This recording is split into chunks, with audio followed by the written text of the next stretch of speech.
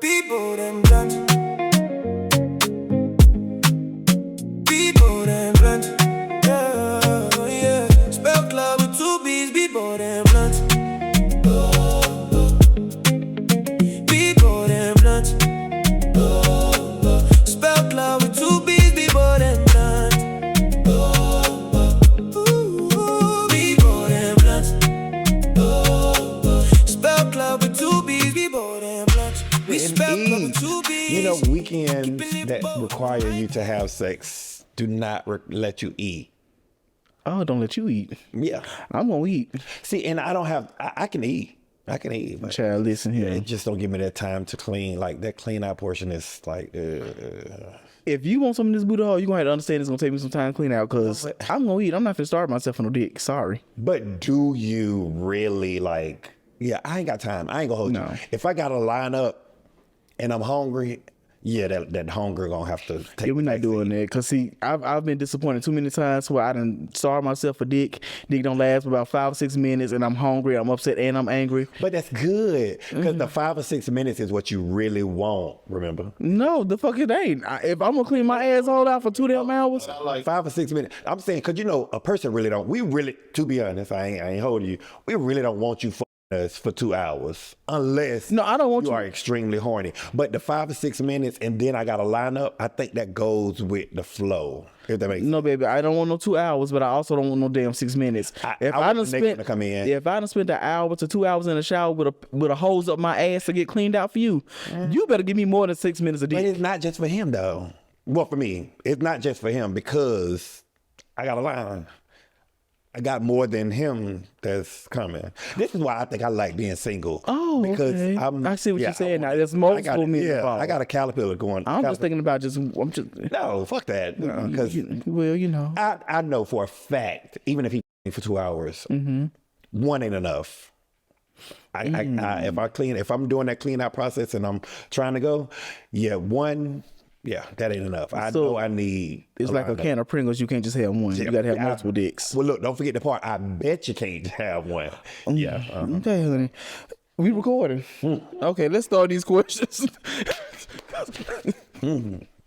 Let's get it. Ooh, what a way to enter into a conversation. It's time to get to know CORDAE. That's what I want. I want to get to know CORDAE. And I'm here to get to know Trap. Okay, so let's get it started. Let's get it. So, disclaimer before we get started, because everybody say all we do is talk about sex. I'm looking directly in the camera. This is not what it's supposed to be. This is our conversation before the conversation started. Y'all just was privy to that in case it's make the cut. Yeah. All right. So I guess I'll start off with asking a couple of questions before we get into the conversation. Let's get it. All right. So one of my questions for you is, what was your upbringing like? Were you raised with a religious background? So I'm from the hood of Orlando, Florida. Okay, Florida. If you Google it, you definitely would know. I'm from Mercy Drive. Okay. I grew up in the Palms Apartments. I have 2 brothers and a sister. I am the middle child. They feel that it's the favorite. They feel I'm the favorite child. I don't feel like I'm the favorite child. You know, everybody who's a middle child always end up saying that like they get lost in the sauce somewhere. They are. Because that first child, it seemed like all parents cater to, like they was the gentle parent, like, oh, come here. And then that second child is like, okay, he falls. And by the time you get to the last one, like, fuck this shit. You're alive. Yeah, it's okay. So yeah, I definitely feel like, well, my mom and my aunts always told me, it was like, yeah, you was the one. They knew I was going to be gay in a sense. Okay. They was like, your mama held you too much and she didn't want nobody else touching you. So it's like, oh, well, I mean, okay. So she was protecting me in a sense. So yeah, I get it. But yeah, I think my upbringing was very well. I always wanted more for myself. I did not want to be in the hood. I'm not in the hood now. And I think that folks need to go ahead and see other stuff. I want to see more. So that's what I strived on. I strived on being better than the next. I feel like our parents always want us to do better than their generation did. And then, of course, the generation that came before them want us to do better. You want to keep leveling up each generation. It's crazy because it don't happen like that now for this generation. It seems like, honestly, all of that fell off. Like we're starting back at ground zero to me. I think what it is people get lazy. people live in the microwave society where they want it to be instant and quick like that. They don't want to work for stuff. And I think the work ethic, along with what's displayed on social media, kind of got people all fucked up in the mind. They think shit just come easy, but it don't. Dude. And that's why people ain't elevating. They say it do. But I do have, I ain't gonna say a religious background. My mother went to church when she went to church. My grandmother, now she frequented the church. And if you came to her house, which we was there almost every weekend, you had to go to church. So for the most part, we went to church and Evangel Temple, Church of Nazareth, on Mercer Drive as well. But where Pastor Hires, Sister Hires was the, So like when you did go to church with your grandmother, were you like active in the church? Like did you do choir? So I can't carry a note, and I don't know what it was about, Sister Margaret over there thinking that I could sing, that high key. I got a piece. Yeah, I don't know how she let me lead that, but that didn't work for me.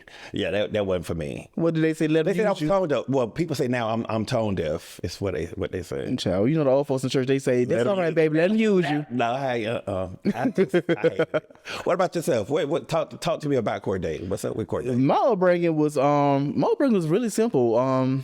So from the ages of being a newborn up to 5 years old, I came from a place called Docena, Alabama. It's a real small place. We have some history there. So if you guys ever heard of Mouse College, which is a black historic college in Fairfield. So the original location for Mouse College was supposed to be in Docena. Docena was a really big coal mining community back in the day. Okay. But I was raised in Docena, with the elementary school out there, went to high school out there. My upbringing was simple. I stayed in a child's place. I played outside with my friends. I played outside with my cousins. But so after high school, did you stay or did you decide that you would need to get out of the small town? Oh no. So like I said, I stayed in Docena from the time I was like a newborn up to 5 years old. When I was 5, we moved to a place called Pratt City. What's that? Say that again. Pratt City. So Pratt City is in Birmingham. Pratt City is the hood. Anybody from Birmingham knows Pratt City, Inslee, all that is the hood. But I had a really great upbringing. I was really protected in my community, if that makes sense. I didn't really get in trouble. I didn't get suspended or none of that stuff. My mom was always on me. My dad was on me for the most part. When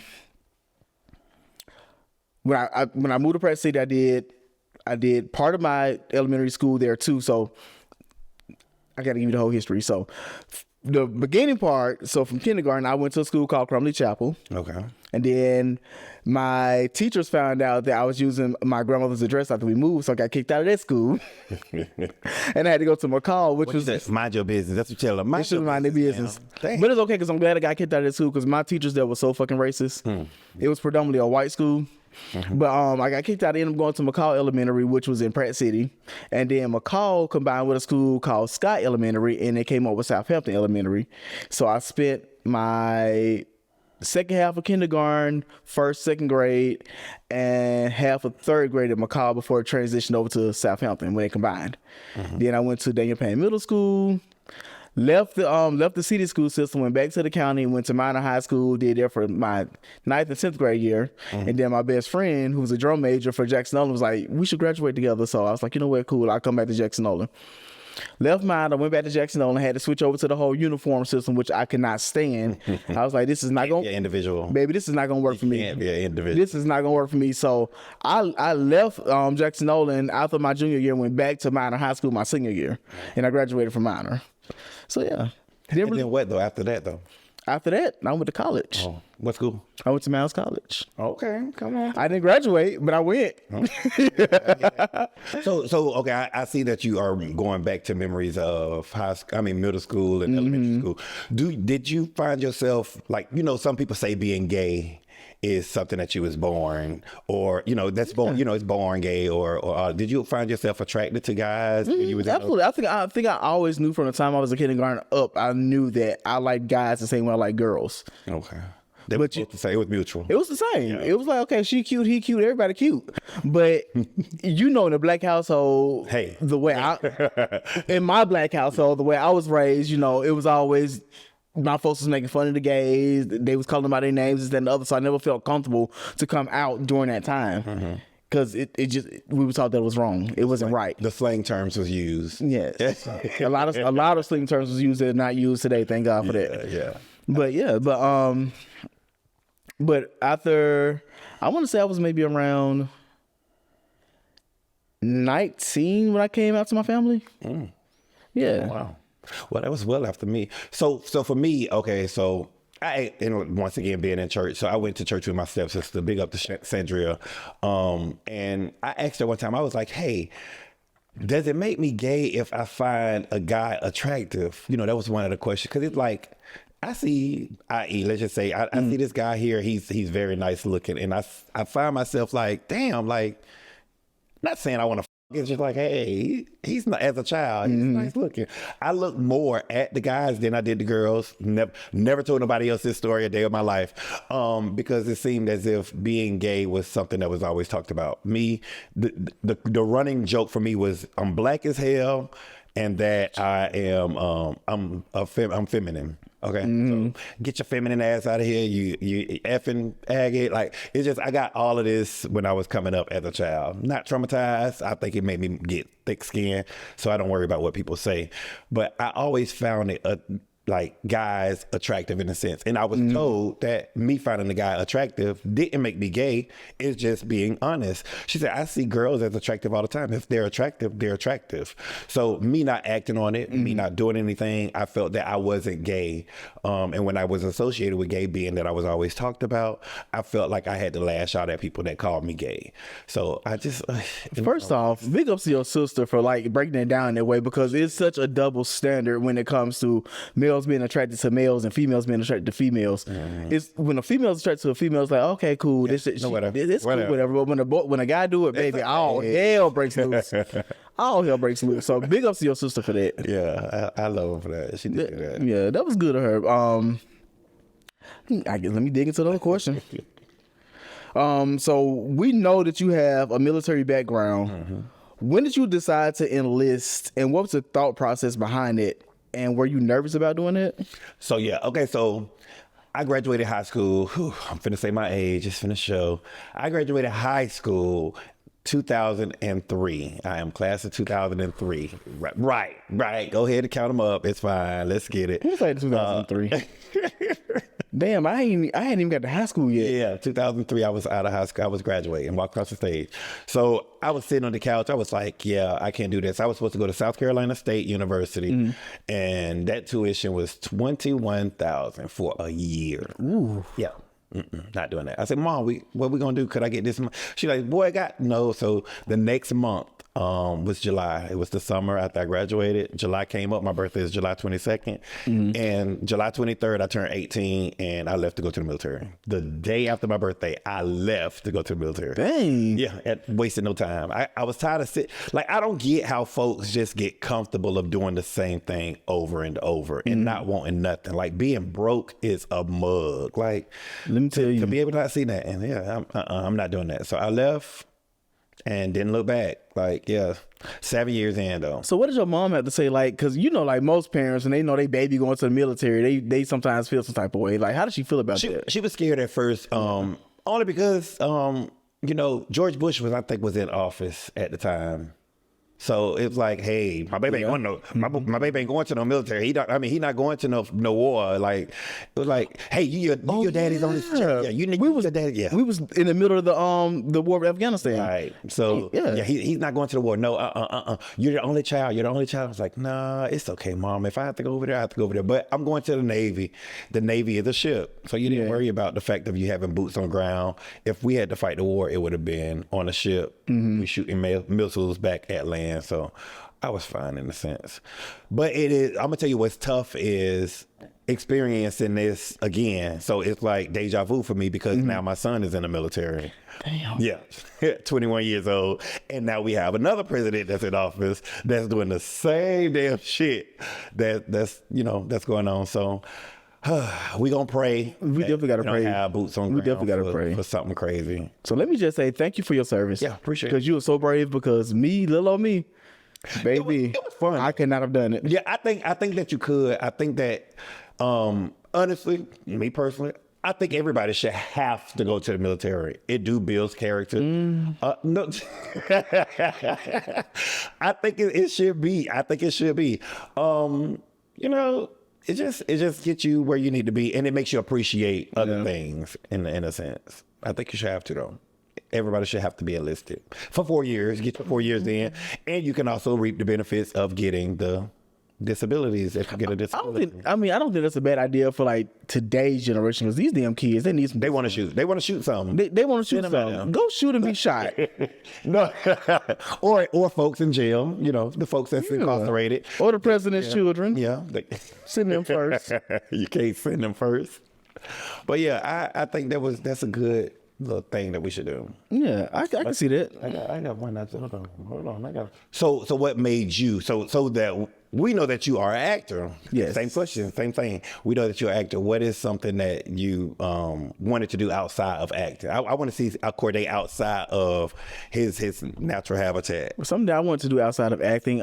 So when I was in middle school, I was hell bent on watching everything that was HGTV and TLC while you were out. I just knew I was going to go into interior design. I knew I was going to be an architect. I knew I was going to do exterior design. I knew I was going to be doing like some type of landscape design. Like I just wanted to do anything that was design, even including fashion design. I used to draw all the time. I used to play this game called The Sims. I played The Sims solely just so I could build houses and decorate the houses. I get it. When I tell you, like, they can break it down. Somebody like the computer just break down. Absolutely. If I catch a damn virus or something, between The Sims and LimeWire, my computer stayed catching viruses. Yeah. But no, I just knew I was going to go into interior design. Like I loved it, and it still ain't. It's not too late for me to do it because it's still something that I kind of still want to explore a little bit. Because the way I do things in life is, if I think about it, I try it.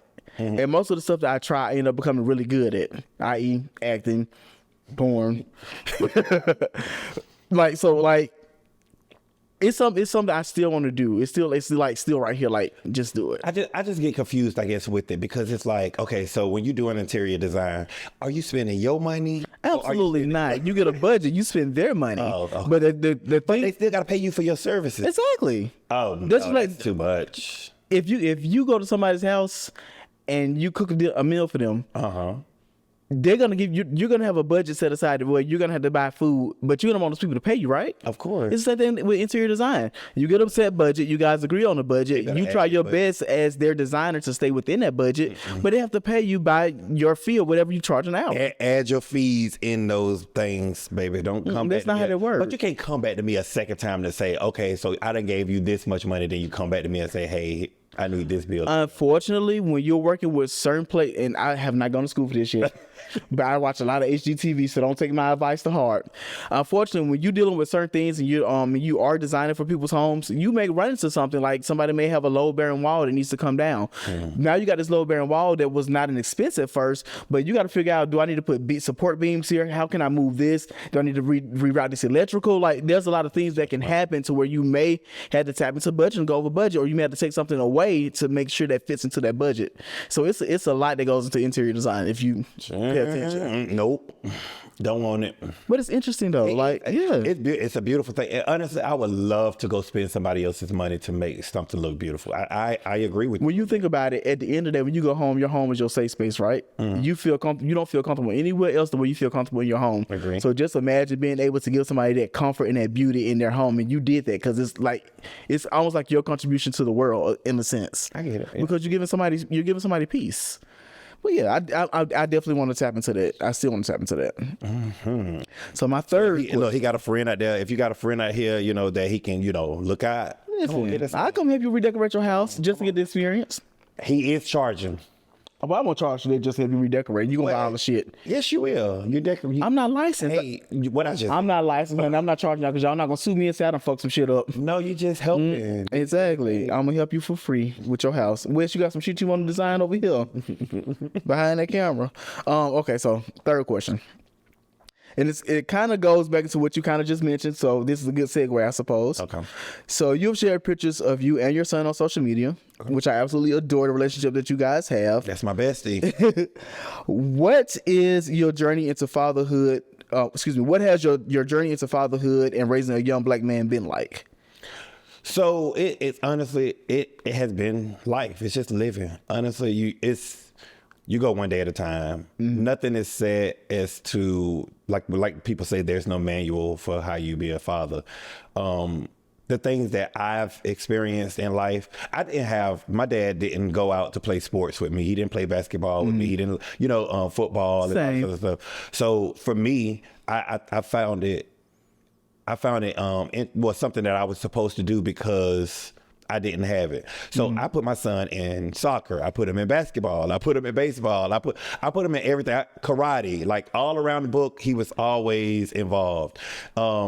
Though he didn't like any of those things, but at least he tried them. He didn't like no. Like football, he got hit one time. Oh, he limped off the field, and I'm like, yeah, I'm gonna go home. Baseball, it was too high. He dropped the bat, ran on off. Soccer, we're not doing this. Basketball, she used to show off, so I don't want to play no more. So yeah, everything was crazy. The only thing that he found a love interest in was dancing.